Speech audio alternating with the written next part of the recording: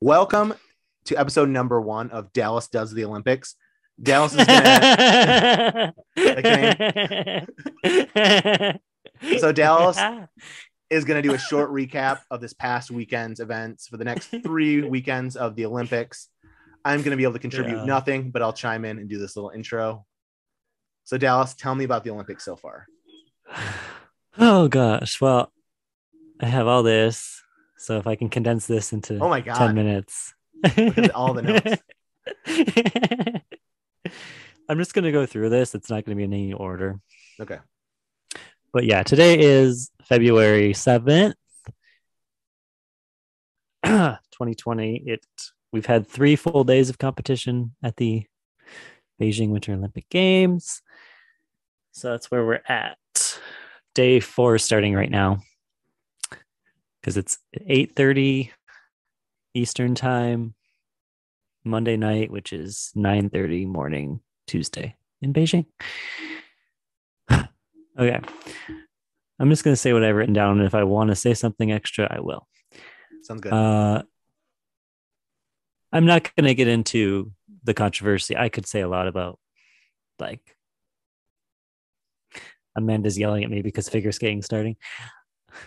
I'll be right there. I love this because I'm not cutting anything out. So this is just what it is. So you just got to go. Okay. I'm not going to get into the controversy with China. That's a whole other topic. But I am going to get into the controversy with Russia. Russia's competing as the Russian Olympic Committee because they ran a state-sponsored doping program, the 2014 Olympics that they hosted. And the only punishment they got was their athletes can't compete under the Russian flag, and they have to be called the Russian Olympic athletes from the Russian Olympic Committee, which is a non-punishment and does nothing. And Russia is like really rubbing it in. To go with the China stuff, most countries like did a boycott, a diplomatic boycott, meaning they didn't send any government officials to the ceremony, the opening ceremony. Russia did. Putin was there. And we also know that in the week before the game started, he has troops all around, like surrounding Ukraine for a possible invasion of Ukraine. So there's that. They chose Olga Fatkalina, a speed skater, to carry the flag. And she was one of the athletes who tested positive for steroids. And not just during the Olympics 2014, but many times after. But basically she was able to appeal it. She was never found not guilty, but there was something in the process that she was able to basically get cleared. But she still had all her medals taken away from 2014. So that was a very obvious choice. Okay. Come on, Dallas. You don't have much time. We can't fill it. There's all this air. I know. I'm reading text from Amanda about figure skating. Somebody did a cartwheel. Hey, do you want to talk about skating really fast? Because this is the one point I can jump in. No, I don't. I watched some of the dancing. Yeah, we already talked about it. But I have no idea how the point system works. But they were fine. They were fine. It was fine. You didn't watch the best, though. You were watching the lower ranked people. Russia was, or whatever the hell they're called. They finished number 2 in that. I watched number 2. Okay. More stuff about Russia that pisses me off.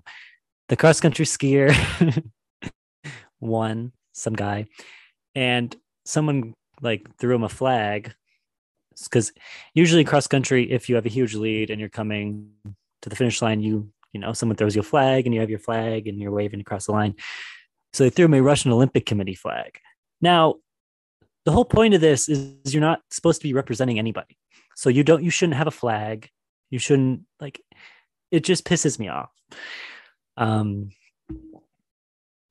Because I understand. We don't want to punish the athletes, but fuck the athletes at that point. When your Olympic Committee is doing something like that, I don't. What could an Olympic Committee do to get banned from the Olympics if that doesn't get you banned from the Olympics? is all I have to say about it. Okay. Let's move on. You're getting too intense into Russia right now, and you only have like one 5 more more thing. minutes. Okay. This morning, more Russian bullshit. The Canadian team refused to play to start the game against Russia because basically you're supposed to show the other team you're playing your negative COVID results. Russia refused to do that for whatever reason. And Canada does not want a breakout on their team because then they couldn't compete for a medal, next week or whenever the medal round is. So the game was supposed to start at 11:30. Russia was on the ice. Canada was nowhere to be found. They eventually came to an agreement where Canada was like, okay, we'll play if you all wear masks while you're playing. And Russia said, we'll do that if you also wear masks. So the Russia-Canada women's hockey game was ridiculous looking because they were both wearing masks under their helmets. Because Russia is they're like the little kid that like is like, no, I'm going to do this instead. And, oh, don't take that away from me. And anyway, on to the positives. That was my negative corner. Of course, this is another COVID Olympics, so there's not many fans, which is kind of sad because you don't get like the home crowd aspect, which I feel bad for Chinese athletes. I really do feel bad for Chinese athletes that they don't get to experience that. But an event that happened yesterday. Do we just feel bad for Chinese athletes regardless because they live in China? I'm not going to get into the politics. We'll get into politics, talks about Russia for half of his time. Well, that's more sports related than politics. There was a China versus Japan women's hockey game that was very exciting. Fast-paced action, lots of saves, and it was a small crowd, but it was the one time so far where I feel like a crowd really got into an event, and that made me happy. So I wanted to bring that up. I want to talk about a few of the venues. They reused a lot of the venues from the 2008 Summer Olympics, like the Bird's Nest Stadium and the Water Cube, which was the aquatic center, and they're using it for curling. Even 12 years later, those venues are like breathtaking and gorgeous.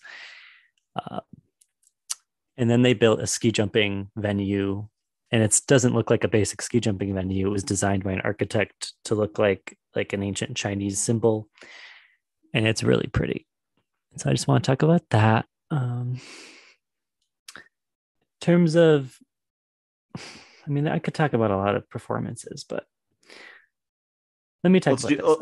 Let's do one performance. One performance, and we'll wrap it up. Give me your best performance. Well, I'll highlight two because they kind of connect to each other. They both happened this morning because they're fresh in my mind.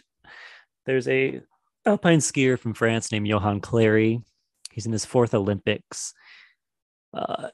He started skiing internationally when he was 22, but he didn't win a world championship medal until he was 38. And then he won a silver in the downhill, which is like the premier alpine ski event. This morning, at the age of 41, becoming the oldest alpine skier to ever win an Olympic medal. And then in speed skating, the Dutch are dominant in speed skating. There's a Dutch woman named Irene Wust. She is in her 5th Olympics, but she became the first athlete to win an Olympic medal in 5 consecutive Winter Olympics. She has 12 total medals, and she won the 1500 meters this morning. And that's the 3rd time she's won a 1500 meters at an Olympic Games. Yeah, even as a non-Olympic fan, that's super impressive. So it's insanely impressive. She's 35. So her first Olympics was when she was 19, but it is a sport where longevity is possible, but it's still impressive as an endurance sport. To be the best in the world for 16 years is impressive. Okay, I have one question for you. That's one question to wrap it up. Has Shaun White performed in any event yet? Have I missed that? No. When is Shaun because White? He didn't do slope style. When is Shaun White gonna do something? I'll watch that. I hope to God it's not tonight. When is Shaun White? It no. Why would it be tonight? I have no idea the schedule. You can make up any event. Starts tomorrow night. Tomorrow night. Okay. No, he's in the half pipe. Give me a text and give me a text when he's about to go on, and I will tune in. Okay. Well, I'll tell you, if he makes the final, because that's just qualification. If he makes the final, it will be 8:30. Dallas, give me a text when he's Friday on for morning. qualifying. Just let me know.